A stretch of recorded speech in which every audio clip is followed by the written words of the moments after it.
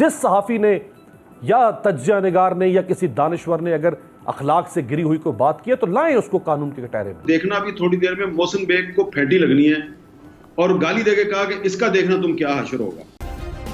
Subscribe करें और bell दबाएं ताकि कोई खबर रह न जाए।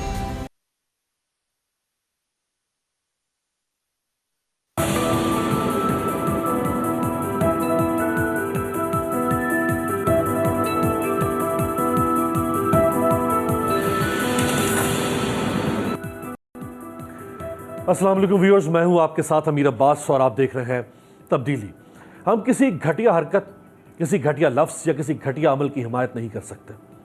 सहाफ़ी मोहसिन बेग साहब ने मुराद सईद साहब के मुतल्लिक जो ज़ुबानी गुफ्तगू की, उसकी तायीद सहाफ़ती और तज्जिया निगारी के उसूल नहीं कर सकते, और ना ही मोहसिन बेग समेत किसी शहरी का रियासत के किसी इदारे के फ़र्द पर असलहा तान लेना काबिल माफ़ी हो सकता। लिहाजा मोहसिन बेग साहब का असलहा लहराना और उनका गोली चलाना एक जुर्म है। लेकिन इस मामले के हक़ाइक़ कुछ और भी हैं, मगर तहरीक इंसाफ और हुकूमत को सिर्फ वही सुनना आज गवारा है जो उनको पसंद है। इमरान खान साहब, मुराद सईद साहब की बहनें हों या इस मुल्क की खातून अव्वल, उनकी इज़्ज़त, उनकी आबरू, उनकी तकरीम हमारे लिए हमारे अपने घर की ख़वातीन की तरह है। लेकिन क्या यह सच नहीं कि आपकी जमात जो आज अखलाकियात की ढाल इस्तेमाल कर रही है, जो आज अपने नाक़दीन से अखलाकियात के तकाज़े कर रही है, जो आज आपके ख़ानदान और आपकी हुकूमती शख्सियात के लिए शाइस्तगी का मुतालबा कर रही है, जो मुराद सईद से मुतल्लिक होने वाली गुफ्तगू को गलत कह रही है, गलीज़ कह रही है, गलत कह रही है, बदबूदार कह रही है, क्या यह सच नहीं वज़ीर आज़म साहब कि आपकी जमात के सरकर्दा लोग और आपकी जमात से वाबस्ता सोशल मीडिया खुद ऐसी ही गलीज़, ज़ुबानी और नाशाइस्ता गुफ्तगू और वार आपके मुखालिफिन के ख़िलाफ़ करते रहे हैं? अगर आपको यकीन नहीं आता तो ये सुने आपके वफाकी वज़रा आपके मुखालिफिन के बारे में क्या कहते रहे। साहिबा की तरह, बिलावल भुट्टो साहिबा की तरह मैं कोई कागज की पर्ची पे नहीं आया था। दूर में मुझे वो परवेज बिलावल नजर आता है और जब मैं नजदीक से देखता हूँ तो वो परवीन नजर आती है। साहब को साफा बोल दिया, क्या हो गया? इसको सीरियस लेने की, अगर कोई मसला नहीं है ऐसा, अगर कोई फनी खराबी नहीं है तो then there is no need to take it serious. फिर सीरियस लेने की कोई जरूरत नहीं, रिलैक्स। नहीं ऐसी बिलावल चिड़चिड़ा हुआ है, चीकू सा रोज नाराज हो जाता है मुंह बना। सरदारी, ये बिल्लो रानी तेरे गुनाहों की सजा है उस जात की तरफ से। ये डाकू नानी हमारे साथ बदी धोखे नहीं कर सकती। आगे मुझे आपने बिल्लो रानी के साथ लड़ा दिया, कहीं ब्रेकअप ही ना हो जाए, मुझे खतरा है। मरियम का पेड़ पे आई हुई है, खूबसूरत तो है, मैं सच बोलूंगा, लेकिन ये भी सुन लो कि आपके टैक्स के पैसे से नवाज शरीफ की 2 हुकूमतों में करोड़ों रुपए की सर्जरियां कराई हैं इसने अपने आप को ठीक करने की। ये खूबसूरती भी आपके पैसों की है, ये आपका माल है। बिलावल दिल का जानी है, कश्मीर में जा रहा हूँ, बिल्लो रानी के खिलाफ मैं कोई बात नहीं सुन सकता। वज़ीर आज़म साहब, क्या मरियम नवाज किसी की बेटी, किसी की माँ, किसी की बहन नहीं है? अगर आपके वफाकी वजीर एक जलसे आम में खड़ा होकर यह कह दें कि यह आपकी प्रॉपर्टी है, यह आपका माल है, इससे ज्यादा गलीज़ जुमला वज़ीर आज़म साहब कोई है अगर तो दिखाएं। वो दुनिया की कौन सी लुगत है, हमें भी तो मालूम हो कि इससे भी ज्यादा घटिया गुफ्तगू हो सकती है क्या? क्या यह सच नहीं कि तहरीक इंसाफ से वाबस्ता सोशल मीडिया अपने नाक़दीन को गलीज़ गालियों और फोश अल्फाज से मुखातिब करता है? वज़ीर आज़म साहब, सहाफ़ी मोहसिन बेग के खिलाफ ये एक्शन सर आंखों पर जिस सहाफ़ी ने या तज्जिया निगार ने या किसी दानिश्वर ने अगर अखलाक से गिरी हुई कोई बात की है तो लाएं उसको कानून के कटहरे में। लेकिन काश कि आपने अपनी FIA को यह भी हुक्म दिया होता कि इस मुल्क में तहरीक इंसाफ समेत तमाम सियासी जमातों के सोशल मीडिया से बकी जाने वाली मुगल्लज़ात का नोटिस लिया जाए। ये देखिए ज़रा ट्विटर ट्रेंड्स जो इस्तेमाल किए गए मुख्तलिफ सहाफ़ियों के ख़िलाफ़ और इमरान खान साहब के मुखालिफ सियासी शख्सियात के ख़िलाफ़। गरीदा फारूकी जो कि खातून पाकिस्तान की नामवर एंकर है, उनसे मुताल्लिक जितने गलीज़ और घटिया ट्रेंड्स इस्तेमाल किए गए, वो ट्रेंड्स और वो गुफ्तगू बाज़ औक़ात आप अपनी निजी महफिल में करना भी गवारा नहीं करते। इसी तरह से आपके मुखालिफिन ने भी आपकी अहलिया यानी इमरान खान साहब की अहलिया और खातून अव्वल के खिलाफ इंतहाई गलीज़ ट्विटर ट्रेंड्स इस्तेमाल किए और आपकी जमात ने अपने मुखालिफिन यानी मरियम नवाज और कुलसूम नवाज से मुतल्लिक बहुत सारे ट्रेंड्स इस्तेमाल किए जो हम दिखा रहे हैं आपको। काश कि आपने FIA को यह भी हुक्म दिया होता कि जो इदारे या जमातें जाली शनाख्त से, जाली आइडेंटिटी से, जाली ट्विटर और फेसबुक अकाउंट्स बनाकर मुखालिफिन की माओ बहनों की इज्जतें उछालते हैं, तो आज आपकी FIA के इस एक्शन पर तनकीद नहीं बल्कि आपको दादो तहसीन मिल रही होती।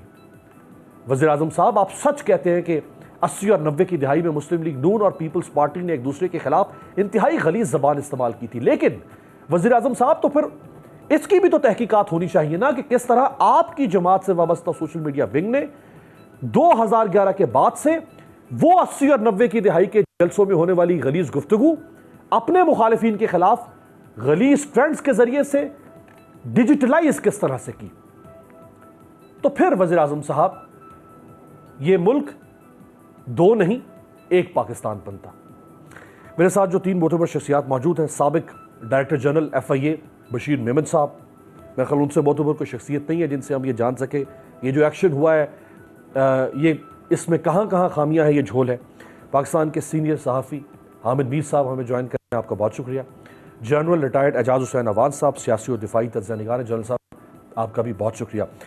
बशीर मेमन साहब, मैं आपसे आगाज़ करना चाहूँगा, अगर काइंडली आप कोई तरीक़ाकार बता सकें कि जब साइबर क्राइम से मुतल्लिक किसी शख्स की कोई दरख्वास्त FIA में आती है तो अमूमन कितने मराहिल हैं जिनसे गुजरने के बाद उसकी गिरफ्तारी तक बात पहुंचती है, या कितना वक्त लग जाता है अमूमन? आपकी बहुत मेहरबानी, आपने मुझे मतलब मदऊ किया अपने प्रोग्राम में। आई एम ट्रैवलिंग, हो सकता है मेरा आज में कोई प्रॉब्लम हो दरमियान में, लेकिन मैं आपको एक अर्ज करूं, जो हमारा रूल्स है, FIA रूल्स ये कहते हैं कि पहले इंक्वायरी होती है, एप्लीकेशन आती है, उस पर इंक्वायरी होती है, और इंक्वायरी के बाद जो है वो लीगल ओपिनियन होता है। लीगल ओपिनियन के बाद जो है वो जा करके मतलब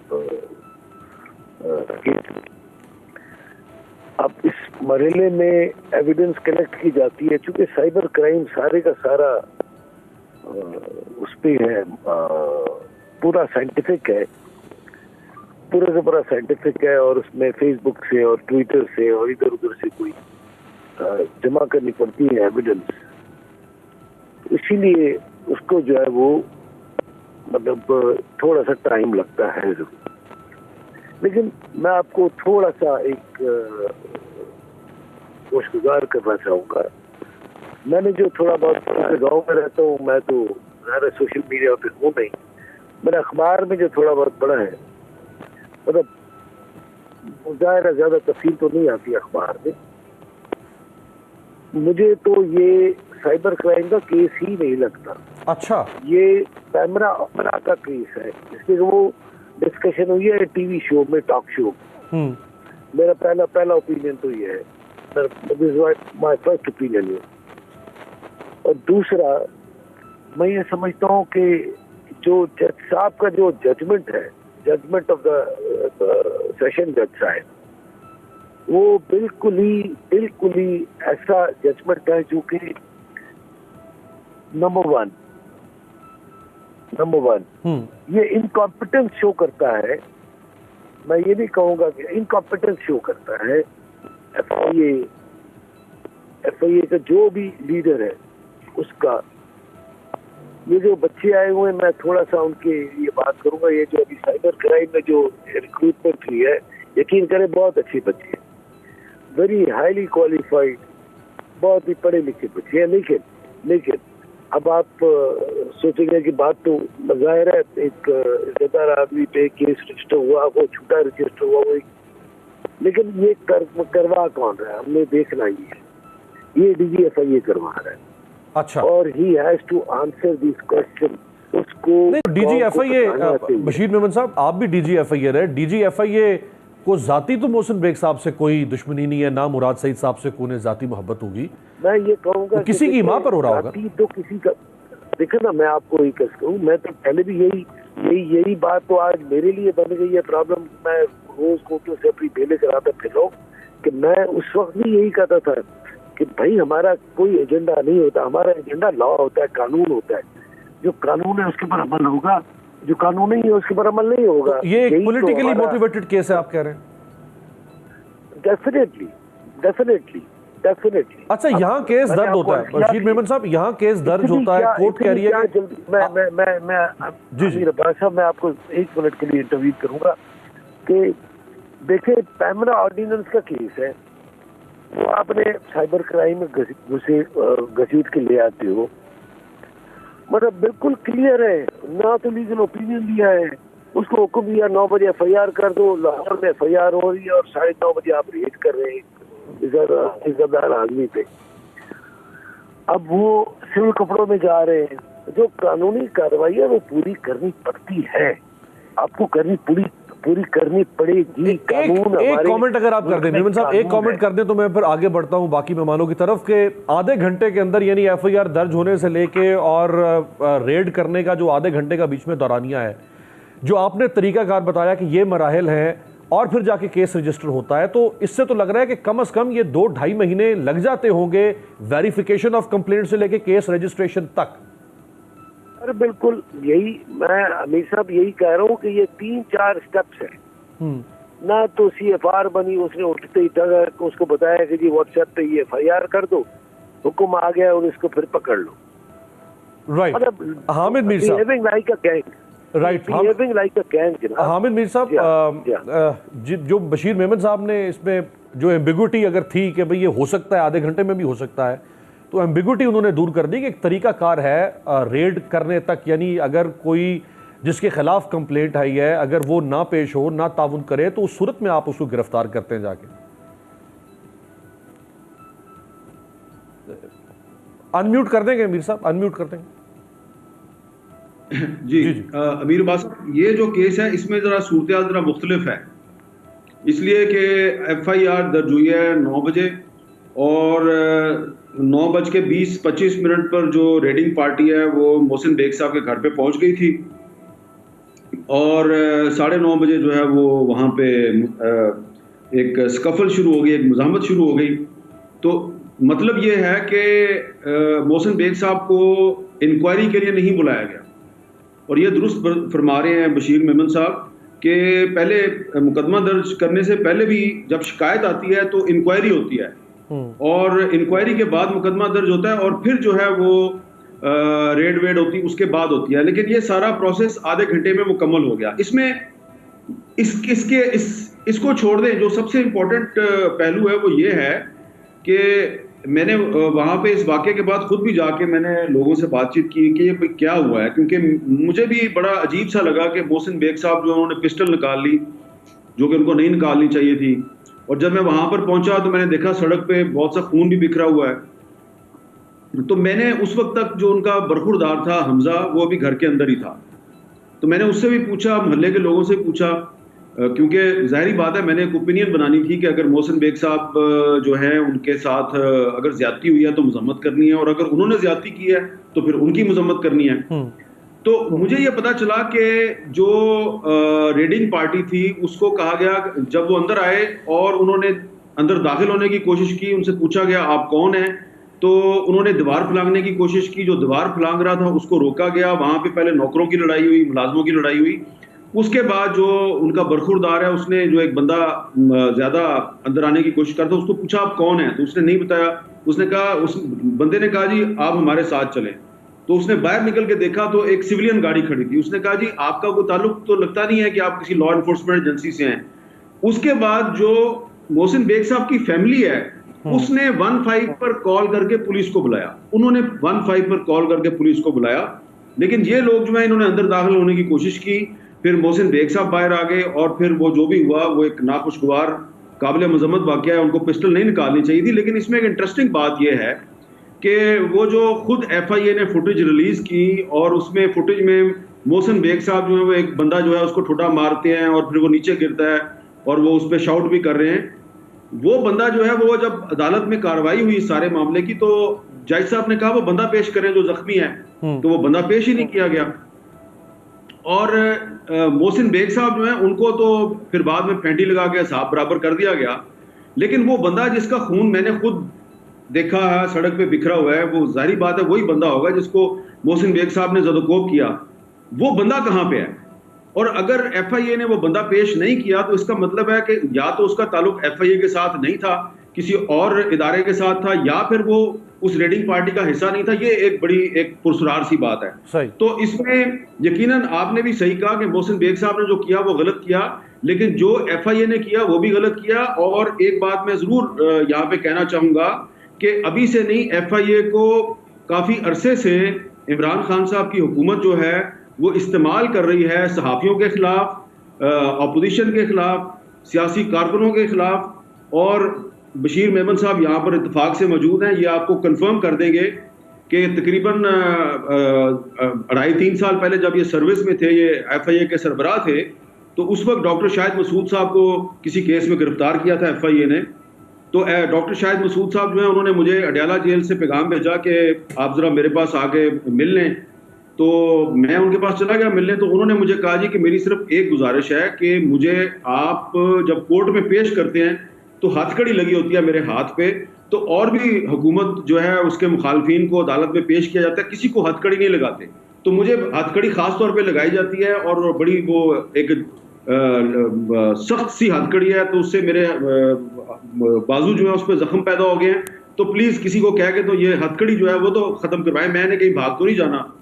तो मैंने कहा मैं किसको कहूँ, तो मैंने जनाब कोशिश करके मैंने प्राइम मिनिस्टर इमरान खान साहब से मुलाकात का टाइम लिया, मैं उनके पास गया, मेरे साथ एक और सहाफ़ी भी थे, बतौर गवाह मैं उनको साथ लेके गया। हमने कहा जी वज़ीर आज़म साहब, शाहिद मसूद साहब जो हैं उनको आप अच्छी तरह जानते हैं, हम उनकी सिफारिश करने नहीं आए, लेकिन सिर्फ ये है कि इंसाफ से काम लें। अगर शहबाज शरीफ साहब को और बाकी किसी सियासतदान को कोर्ट में पेश किया जाता है और आप हथकड़ी नहीं लगाते तो इसको भी हथकड़ी ना लगाएं। तो इमरान खान साहब ने उस वक्त फौरी तौर पे फोन मिलाया और बशीर मेमन साहब से बात की। मुझे नहीं पता बशीर मेमन साहब से बात की किससे की, लेकिन उन्होंने हमें यही कहा मैंने बशीर मेमन से बात कर ली है और अब उसको हथकड़ी नहीं लगाई जाएगी। लेकिन उसके बाद जब शाहिद मसूद साहब दोबारा पेश हुए कोर्ट में, तो पहले उनके एक हाथ में हथकड़ी लगती थी, फिर उनके दोनों हाथों में हथकड़ी लगा।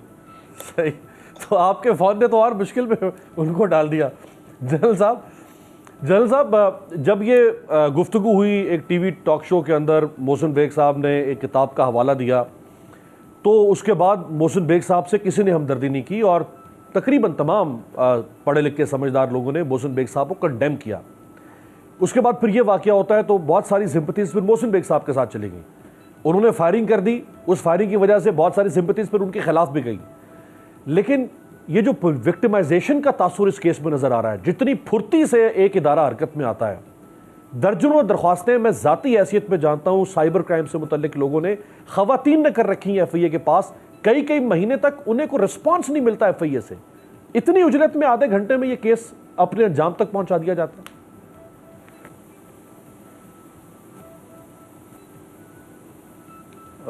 इसमें अमीर अब्बास, सरप्राइज आपको किस चीज़ का मिला है?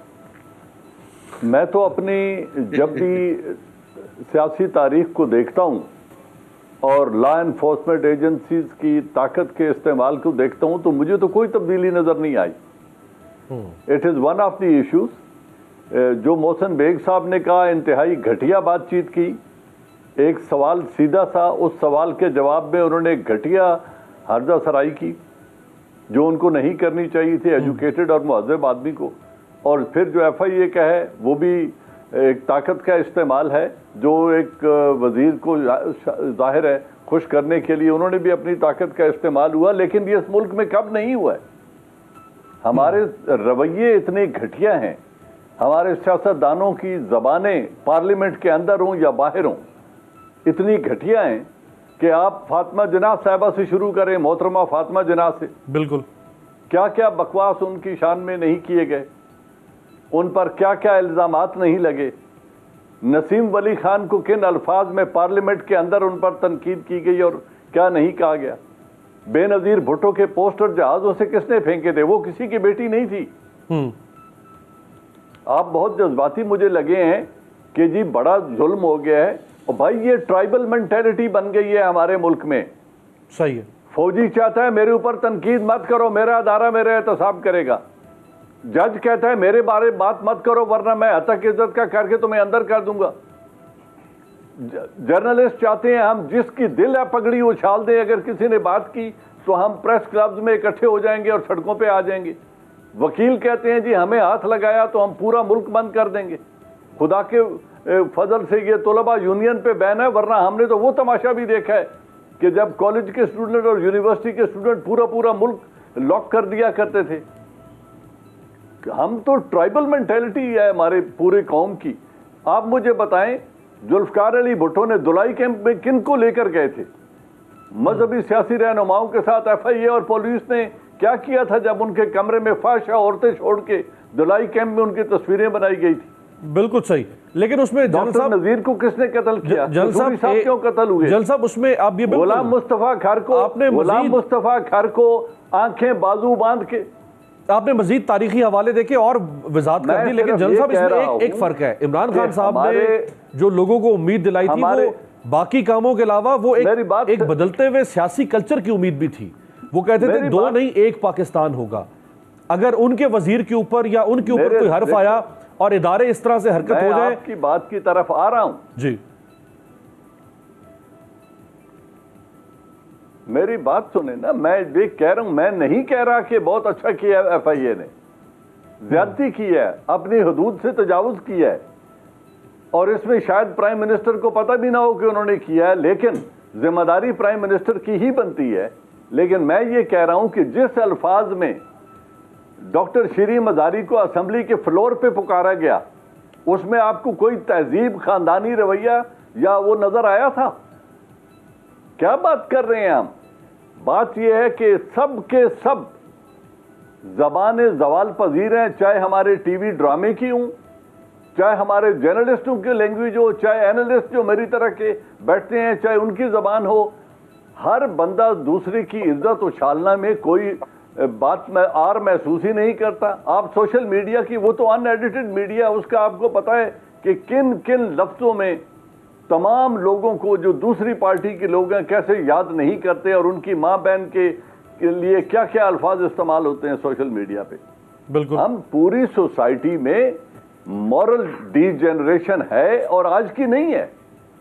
मैं आपको एक दो और चीजें और बताता हूं। सियासत में आने से इंदिरा गांधी हिंदुस्तान में थी, उनके बारे में क्या क्या किताबें नहीं लिखी गई और क्या क्या उन पर इल्जामात नहीं लगे, और उनकी पर्सनल रिलेशन किस किस के साथ नहीं जोड़े गए। ये इस खित्ते में सियासत में आके जब आप घर की चारदीवारी से बाहर निकल जाती है औरत, तो वो बेचारी तो मुआशरे के रहमो करम पे आ जाती है। राइट, वो रवैया होता है। इसीलिए आपने पहले अपने इंट्रो में कहा, आप मुझे बताएं जो फर्स्ट लेडी हैं उनकी क्या पॉलिटिकल एक्टिविटी है इस मुल्क में, लेकिन उनके बारे में क्या क्या नहीं कहा। सबसे बड़े मौलाना जो मौलाना होने का दावा करते हैं, वो पुकारते ही हैं ये नाजायज हुकूमत। क्या नाजायज लफ्ज है? नाजायज हुकूमत कौन सी होती है? चले जनरल साहब, लेकिन कुछ अल्फाज के ऊपर होती है नाजायज जो है वो बाजारन तो कोई ऐसा कोई गाली या फोश गुफ्तगू में तो नहीं आता। यहाँ तो ट्विटर ट्रेंड्स के ऊपर वो हमने जो दिखाए, हमने उनको मास्क करके दिखाया। हम वो दिखा नहीं सकते, हम बोल के नहीं बता सकते कि उनमें कितनी गलीज, फोश, नंगी गालियां और गुफ्तगू अल्फाज डाले जाते हैं। तो नाजायज और इस तरह के बहुत सारे अल्फाज, कल इमरान खान साहब ने भी तो मंडी बाउद्दीन में खड़े होकर कुछ नहीं छोड़ा। मौलाना साहब को क्या कहा वो भी मैं आगे जाके सुनवाता हूँ। एक ब्रेक पे जाते हैं, ब्रेक से वापस आते हैं।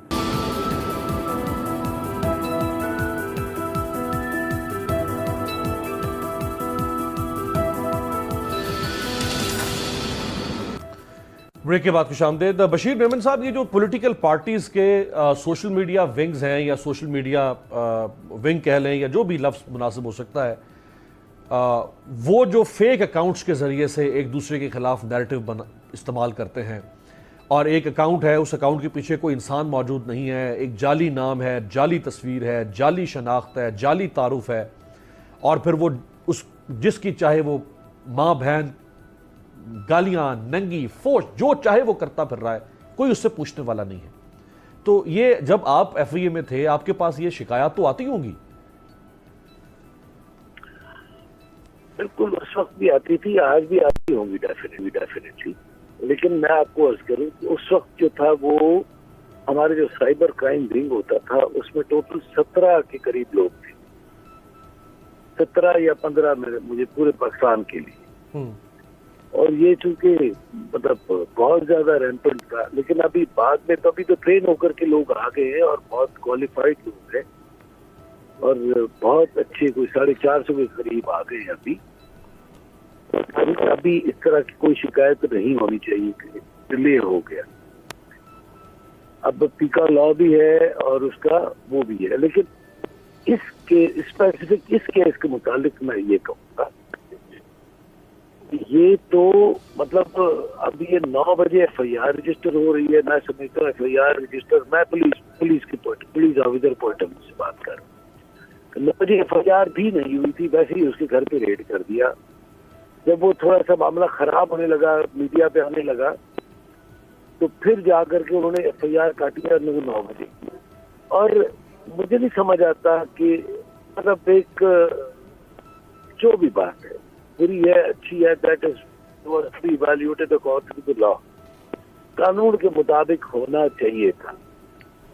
कानून पे अमल करना वही लॉ इन्फोर्समेंट का काम है। आपकी को 30 साल से ज्यादा सर्विस है पुलिस में, FIA में, मुख्तलिफ लॉ इन्फोर्समेंट एजेंसीज में, इतनी फुर्ती कभी आपने दिखाई है अपने करियर में? ये देखिए मैं अब फुर्ती दिखाने वाली बात है, अल्लाह माफ करे, इतनी अगर फुर्ती कहीं पे दिखाना शुरू कर दे पाकिस्तान की, पाकिस्तान ठीक हो जाए। अच्छा, ये जो बगैर अरेस्ट वारंट के जाना, ये बगैर सर्च वारंट के जाना, आपको इसके अंदर भी ऑब्जर्वेशन दी है कोर्ट ने, आपको लग रहा है कि बगैर सर्च वारंट के जाऊं?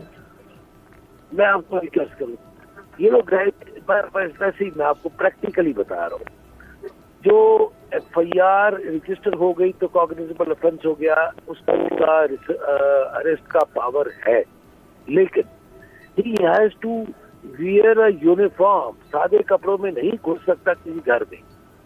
अच्छा, आप बैठे हुए अपने स्टूडियो में, मैं घुसा हूँ और मैं कहूँगा चलो मेरे साथ, तो आप कहोगे कौन है, डकैत है, क्या है? हाँ, अगर मैं यूनिफॉर्म में हूँ, पुलिस के, FIA के किसी भी यूनिफॉर्म में हूँ, रेंजर्स के किसी भी यूनिफॉर्म में हूँ, अगर कस्टम के सिपाही के यूनिफॉर्म में हूँ, एक्साइज पुलिस के यूनिफॉर्म में हूँ, तो आप बिल्कुल समझेंगे, आइडेंटिफाई कर लेंगे कि यार अच्छा ये फला डिपार्टमेंट। तो FIA जब रेड करती है बशीर साहब, तो FIA भी यूनिफॉर्म में रेड करती है? सर मैं आपको एक अर्ज करूं, पहली बात तो FIA को रेड करने की इतनी ज्यादा जरूरत नहीं पड़ती, लेकिन FIA का भी यूनिफॉर्म तो है ना। FIA को भी इस तरह की जगह पे रेड करने से पहले उसको बताना तो चाहिए ना कि मैं FIA से हूँ और FIA से हूँ, ये आपके खिलाफ शिकायत है। ये थोड़ा होता है कि आप जाकर के धावा बोल दें, अच्छा वो फिर किसी तरह के तरीके से भी रिएक्ट कर सकता है। मेरा रिएक्शन कुछ और होगा, मैं मेमन हूँ, किसी और का रिएक्शन कुछ और होगा, कोई किसी तरह का और होगा।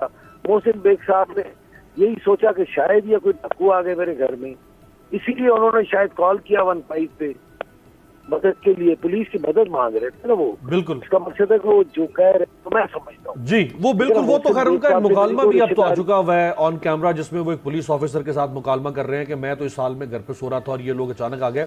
आमिर मीर साहब, जो जनरल साहब पहले फरमा रहे थे कि मौलाना साहब ने कहा कि नाजायज हुकूमत है, तो मौलाना साहब को कल इमरान खान साहब ताज़ा वो 20 साल से जो कहते रहे सो कहते रहे, कहा सुना मुआफ, कल उन्होंने क्या फरमाया? डाकुओं के गुलदस्ते में एक, मैं उसको मौलाना नहीं कहूंगा। क्या कहूं उसको?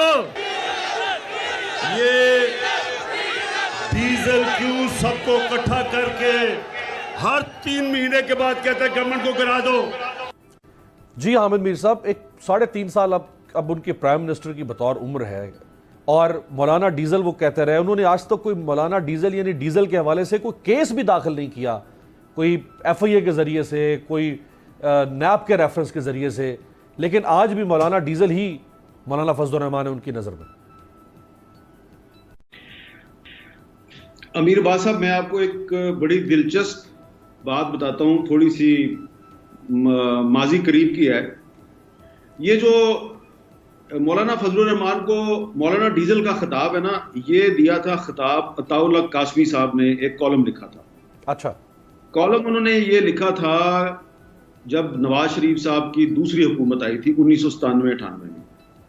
तो उस जमाने में मौलाना फजलुर रहमान साहब जो हैं वो उनकी हुकूमत के मुखालिफ थे, तो उन्होंने मौलाना डीजल उनको लिख दिया था। अच्छा, अब जब 2002 में परवेज मुशर्रफ साहब के दौर में इलेक्शन हुआ और इमरान खान साहब जो है वो अपनी पार्टी के वाहिद एमएनए बनकर असम्बली में आ गए, तो जब प्राइम मिनिस्टर का इलेक्शन हुआ तो प्राइम मिनिस्टर के इलेक्शन में 3 उम्मीदवार थे। एक थे जनाब मीर जफरुल्लाह खान जमाली साहब, दूसरे थे शाह महमूद कुरैशी साहब, वो पीपल्स पार्टी के उम्मीदवार थे, और तीसरे थे जनाब मौलाना फजलुर रहमान साहब। तो मुस्लिम लीग नून ने और एमएमए ने और इमरान खान साहब ने और एजाजुल हक साहब ने, इन सब ने वोट डाल दिया मौलाना फजलुर रहमान। तो नहीं, सॉरी, एजाजुल हक साहब नहीं थे उसमें, इमरान खान साहब ने मौलाना फजलुर रहमान को वोट डाल दिया। जब इन्होंने वोट डाल दिया तो उसके बाद बड़ा लोगों ने पूछना शुरू किया, भाई इमरान खान ने मौलाना फजलुर रहमान को क्यों वोट डाल दिया। तो उस वक्त जमाइमा जो है वो इमरान खान की वाइफ थी, तो उन्होंने इमरान खान से कहा भी कि आपको इसकी क्लैरिफिकेशन करनी चाहिए। तो मुझे खान साहब ने नहीं बल्कि जमाइमा ने अप्रोच किया कि आप अपने प्रोग्राम में इमरान को बुलाएं और उसे कहें कि क्लैरिफाई करें कि इसने फजलुर रहमान को वोट क्यों दिया, because she was very annoyed कि ये मौलवी साहब को वोट क्यों दे दिया है इमरान खान ने। तो खान साहब फिर रात को मेरे शो में आए तो उन्होंने आके कहा कि मैंने इमरान खान ने फजलुर रहमान को वोट नहीं दिया, उसने तो एस्टेब्लिशमेंट के खिलाफ वोट दिया है। यानी कि मौलाना फजलुर रहमान उस वक्त एमएमए जिसको कहा जा रहा था मुल्ला मिलिट्री अलायंस, वो उसमें शामिल थे और इमरान खान साहब कह रहे थे कि ये एंटी एस्टेब्लिशमेंट है इसलिए मैंने उसको वोट दिया। ये बात मैंने आपको इसलिए बताई है कि जब इमरान खान ने वजीर आजम का वोट दिया था मौलाना फजलुर रहमान को, तो उस वक्त भी मौलाना फजलुर रहमान को मौलाना डीजल कहा जाता था, लेकिन उस वक्त इमरान खान साहब ने ये चीज इग्नोर कर दी। लेकिन जब फिर मौलाना फजलुर रहमान जो है और इमरान खान के सियासी रास्ते जुदा हुए, तो अब इमरान खान साहब उनको मौलाना डीजल कहते हैं और मौलाना साहब जो है वो इमरान खान की हुकूमत को नाजायज कहते हैं। नाजायज का मतलब ये है कि वो समझते हैं कि जनाब ये हुकूमत जो है ये धांधली की पैदावार है। तो बेहतर यही होगा कि अगर वो मौलाना डीजल कहेंगे तो आगे वो किसी खैर की तवक्को करेंगे जवाब में। फिर देखिए ना, ये पाकिस्तान में पावर पॉलिटिक्स हो रही है, पाकिस्तान में कोई असूल की सियासत तो हो नहीं रही। अब जो आपने जो सवालात किए हैं सारे, बिल्कुल आपके सवालात जो हैं वो बिल्कुल दुरुस्त हैं, लेकिन आप हो गए, मैं हो गया, बहुत से और लोग हो गए, हम इन सब मामलात को देखते हैं, मैं अंग्रेजी का लफ्ज इस्तेमाल करूंगा, बुकिश अप्रोच से। यानी कि हम इसको देखते हैं एक किताबी अंदाज में कि किताबों में जो इखलाकियात के असूल लिखे हुए हैं हम इनको उस तरीके से देखते हैं, जबकि सूरत हाल वैसी नहीं है। ये पाकिस्तान में कोई असूलों की सियासत नहीं हो रही। मैं आपको अपनी मिसाल दे देता हूं कि आज जो गालियां पीटीआई का मीडिया सेल मुझे देता है, एग्जैक्टली यही गालियां जब नवाज शरीफ साहब वजीर आजम थे तो नून लीग का मीडिया सेल जो प्राइम मिनिस्टर हाउस से चलता था, तो उस वक्त भी एग्जैक्टली यही गालियां मुझे दी जाती थी। और इत्तेफाक की बात यह है कि पीटीआई वाले जो है इन्होंने कोई नई रिसर्च भी नहीं की है। उस वक्त भी ये जो नून लीग का मीडिया सेल है वो जिस किस्म के मेरे कैरिकेचर बना के, जिस किस्म की उस पर गालियां लिख के तो वो पोस्ट करते थे, इन्होंने वही किया, वो उसको कॉपी करते हैं और वही चीज जो है वो पीटीआई की तरफ से लगा के तो वो चला देते हैं। अच्छा, अब ये जिस तरह के आज मोहसिन बेग साहब के साथ हुआ है, थोड़े दिन पहले एफआईए ने और आईबी ने उन पर हमला किया, मेरी इत्तला के मुताबिक उसमें आईबी वाले भी शामिल थे। तो अगर आप गूगल करें आपको वो मिल जाएगा वाकया। एग्जैक्टली इसी तरह जब नवाज शरीफ साहब दूसरी मरतबा प्राइम मिनिस्टर थे तो आईबी ने और एफआईए ने मेरे अखबार के दफ्तर पे हमला किया था और एग्जैक्टली यही कुछ किया। और उस वक्त हमारी भी उनके साथ लड़ाई हुई थी, क्योंकि रात के 12 बजे आप हमारे दफ्तर पे हमला कर रहे हैं और अखबार की कॉपियां छप के बाहर जा रही हैं, आपने वो बंडल जो है वो लेके भागने की कोशिश की तो हमने उनका पीछा किया, हमारी भी लड़ाई हुई।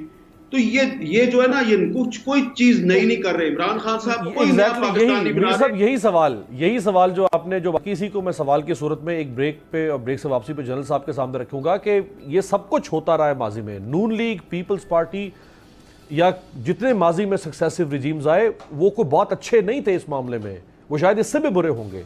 लेकिन इमरान खान साहब के दौर में जब वो रियासत मदीना के स्टैंडर्ड्स, मॉरल वैल्यूज लाने की बात करते हैं, तो उनके दौर में अगर माजी की वो पुरानी गलीज रविश, अभी गलीज का लफ्ज़ भी खुद ये इस्तेमाल कर रहे हैं, अगर वो जारी रहेंगी तो फिर सवाल उठेगा कि फ़र्क कहाँ पे है। ब्रेक के बाद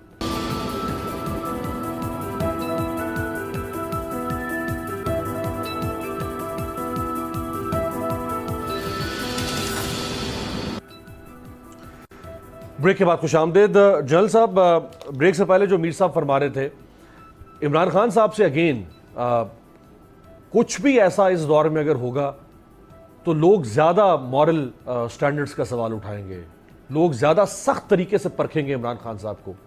मियाँ साहब के या पीपल्स पार्टी के दौर में शायद लोगों के पैमाने इतने सख्त नहीं थे, आज पैमाने बहुत सख्त हैं।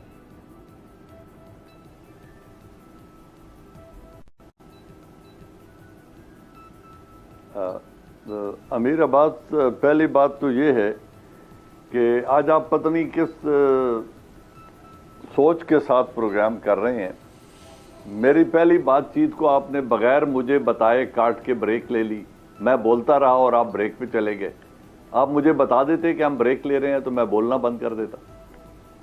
दूसरी बात यह है कि जो मैं और हामिद मीर बात कर रहे हैं वो एक ही बात कर रहे हैं। मैंने आपको 10 हवाले दिए पुराने सियासतदानों के, मैंने आपको टेलीविज़न की बात की, टेलीविज़न ड्रामों में बात की कि कहाँ ज़बानें और अखलाक कितना जवाल पजीर है और जो अल्फाज का चुनाव किया जा रहा है ओवरऑल मॉरल डीजेनरेशन की तरफ पॉइंट करता है। मैंने न किसी एक पार्टी को टारगेट किया है, न मैं इमरान खान की पार्टी का वकील हूँ, न मैं उनका बुनियादी मेंबर हूँ, न मुझे उनसे एक वोटर से ज़्यादा हमदर्दी है। मेरे ख्याल में मैं और हामिद मीर एक ही बात कर रहे हैं कि ओवरऑल ये सब कुछ गलाजत पहले भी होती रही है और आज भी हो रही है। इसको जितना जल्दी कंट्रोल कर लिया जाए और रियासती अदारे कानून के मुताबिक अपने दायरा इख्तियार के अंदर रहते हुए अगर कार्रवाई करेंगे तो पाकिस्तान का इमेज और लोगों का रियासत के ऊपर एतमाद बढ़ेगा। टीवी ड्रामे हों तो उनकी लैंग्वेज भी गलीज नहीं होनी चाहिए और पार्लियामेंटेरियन जो अपनी पूरी कॉन्स्टिट्यूएंसी को रिप्रेजेंट कर रहे होते हैं उनकी ज़बानें भी शाइस्ता होनी चाहिए, महज़ब होनी चाहिए, चाहे वो पार्लियामेंट के फ्लोर पे बात करें या वो इस पे बात करें। और अदारों को ताकत का इस्तेमाल अंधेर नगरी जंगल के कानून के तहत नहीं करना चाहिए, दायरा इख्तियार में रहते हुए in the limits of constitution करना चाहिए। सिर्फ मैंने ये बात पहले भी की और अब भी वही कर रहा हूं। मुझे एक मौलाना डीजल के इशू या प्राइम मिनिस्टर के इशू से मेरा पॉइंट ही नहीं था।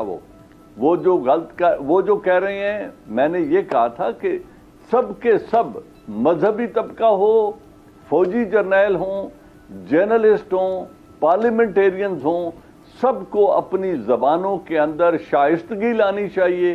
किसी की जाती जिंदगी पर और लोगों के किरदार कुशी नहीं करनी चाहिए, उन पर कीचड़ नहीं उछालना चाहिए, तनकीद उसूलों पे मबनी हो और लॉजिकल बात करनी चाहिए। मेरा सिर्फ पॉइंट इतना है, बिल्कुल सही, जो भी बात करे जिस तबके से हो, जिस इंस्टीट्यूशन से हो, अच्छा मैं आपके सामने जल साहब सवाल, उनका शऊर और पुख्तगी, मुराद सईद साहब ने प्रेस कॉन्फ्रेंस की 2 दिन पहले एक प्रेस कॉन्फ्रेंस की मुराद सईद, और उस प्रेस कॉन्फ्रेंस में उन्होंने पहले अपनी कारकर्दगी और अपनी खिदमात तहरीक इंसाफ के लिए रखी, लेकिन जब उनसे सवालात हुए तो उन्होंने बहुत सारे सवालात के जवाब नहीं दिए, उनमें तशनगी रह गई। असल मसला रेहाम खान साहिबा की उस मुतनाज़ा किताब का है जिसका मामला अभी उठा और कादिर पटेल और बाकी लोग भी उसका जिक्र करते रहे, जिसका खुद मुराद सईद साहब ने एतराफ़ किया। उस किताब के बारे में जब सवाल हुआ उसका क्या जवाब था वो दिखाएं। जिन मोहतरमा किताब का हवाला दिया गया, क्या आप उनके खिलाफ कोर्ट में गए? दूसरा, जब मोहतरमा बेगम कुलसूम नवाज मरहूमा जब बिस्तर मर्द पे थी, उनके खिलाफ बड़ी कंपेन चलाई गई। बिलावल भुट्टो के खिलाफ भी काफी कंपेन इस किस्म की चलाई जाती है। मीडिया के ऊपर भी आपके कुछ मिनिस्टर्स भी बयान देते हैं, मरियम नवाज के खिलाफ भी इस किस्म के बयान आते। तो क्या आप सबको कंडेम करते हैं कि अक्रॉस द बोर्ड जो है ये चीज खत्म होनी चाहिए? पहली चीज ये कि जो आपने बात कही मैंने अपने हवाले से आज गुफ्तगू की, और आपको 8 साल की तकरीर तमाम उठा लीजिए, आपको कोई भी चीज ऐसी नजर नहीं आएगी। नंबर 2, आप जिन लोगों का हवाला दे रहे हैं वो मेरे लिए मैटर नहीं करते। जी जनरल साहब, एक तो यह कि वो इस किताब के ऊपर भी कोई सू करने के ऊपर कोई तसल्ली बख्श जवाब लोगों को नहीं दे रहे हैं। ये सवाल एक दफ़ा और भी हुआ था इसी प्रेस कॉन्फ्रेंस में, मैं वो दोबारा नहीं सुनवाता।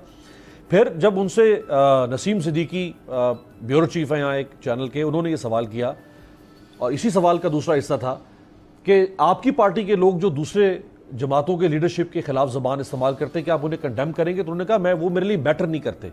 यानी वो मुराद सईद दूसरों से एक्सपेक्ट कर रहे हैं कि उनकी फैमिली के बारे में कोई बदज़बानी ना हो, लेकिन वो इतनी जुर्रत का मुजाहरा नहीं कर रहे कि वो अपनी पार्टी के लोगों को कंडेम करें। अगर हम सब इस तरह से सिलेक्टिव हो जाएंगे, जनरल साहब, साफ़ी हो, कोई भी हो, सियासतदान हो, तो फिर कैसे हम उस मॉरल स्टैंडर्ड की बात करेंगे जिसका हम दूसरों से मुतालबा करते हैं?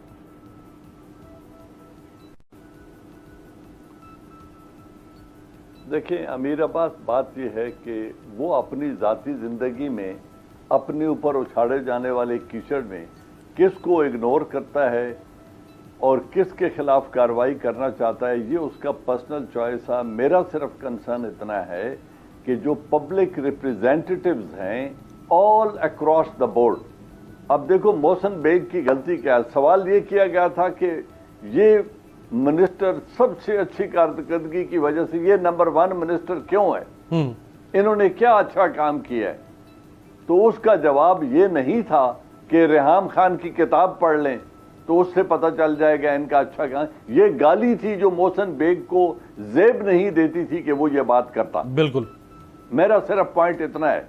बाकी ये मुराद सईद अच्छा आदमी है, बुरा आदमी है, किसी के खिलाफ कार्रवाई, मैं अभी आखिरी दफा एक दफा फिर ये कह रहा हूं कि अक्रॉस द बोर्ड ये तमाम के तमाम लोगों को रवैया अपना और अपनी जबान के ऊपर कंट्रोल करना चाहिए, रवैया बेहतर रखना चाहिए।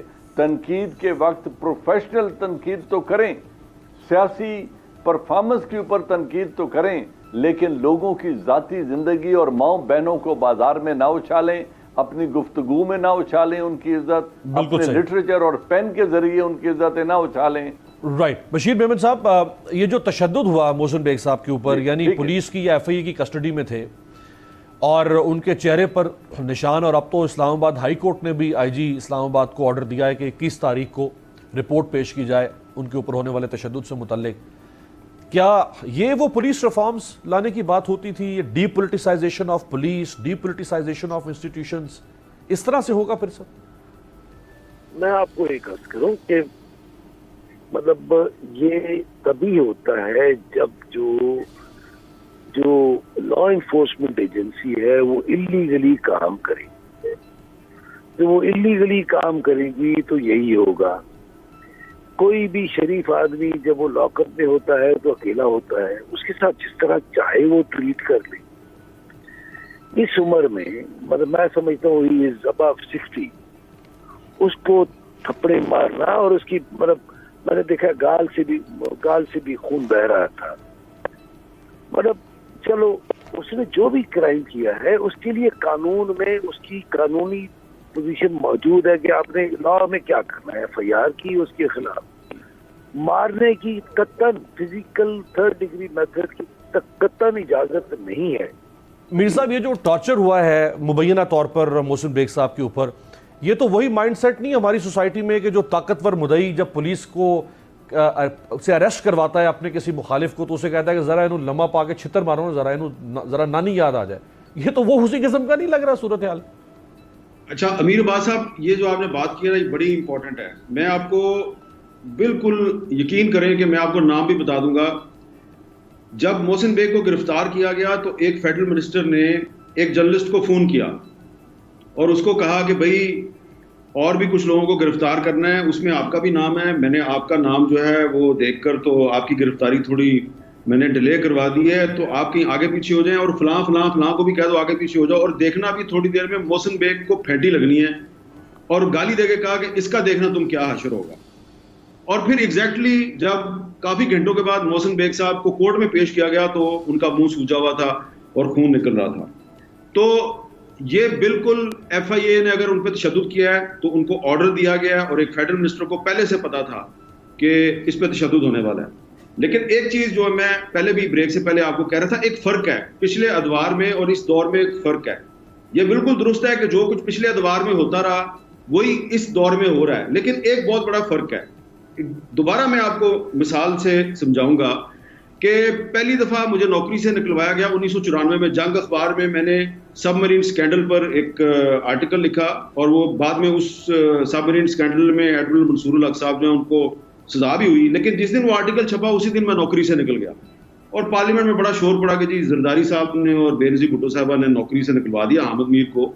लेकिन उसके बाद जितना अरसा बेनजीर भुट्टो साहबा वजीर आजम रही, तो मेरा और उनका कोई डेडलॉक नहीं हुआ। जहां पर भी वो मिलती थी, मैं सवाल करता था, वो जवाब देती थी। बिल्कुल। और ये जो मोहसिन बेग के साथ वाकया हुआ है, इसके बाद से मैसेजेस बकायदा भिजवाए जा रहे हैं कि ये ना इसको बाहर आने देंगे, ना तुम लोग बाहर आने देंगे। मैं इसकी बिल्कुल तायद करता हूं। आपने जिस वो फेडरल मिनिस्टर का, इस बहुत बड़ी हमारे मीडिया की बहुत बड़ी शख्सियत है, जिधर आपने इशारा किया, मैं बिल्कुल इसकी तायद करता हूं। और मेरे पास खुद फर्स्ट हैंड इन्फॉर्मेशन है कि उनको फ़ोन किया गया और उनको कहा गया कि आप फ़िलहाल कुछ लम्हे के लिए अंडरग्राउंड हो जाएं, क्योंकि आपके ख़िलाफ़ कोई ना कोई एक्शन हो सकता है। ये इमरान खान साहब को सोचना होगा। उनका इक़्तिदार 3.5 साल गुजरने के बाद एक क्रिटिकल मोमेंट पर है। वो इस वक्त अपने लिए साजगार माहौल पैदा कर रहे हैं या अपने लिए दुश्वारियां पैदा कर रहे हैं अपनी गवर्नेंस से। बहुत शुक्रिया तीनों मेहमानों का। आपसे मुलाकात होगी कल।